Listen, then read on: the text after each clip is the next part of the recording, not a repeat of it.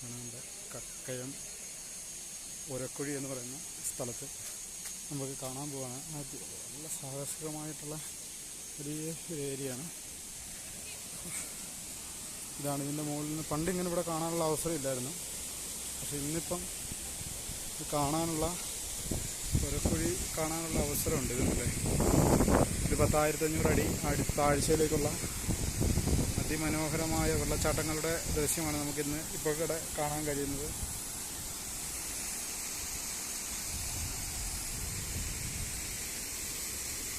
ഇതാണ് ഒരക്കുഴിയുടെ കാഴ്ച.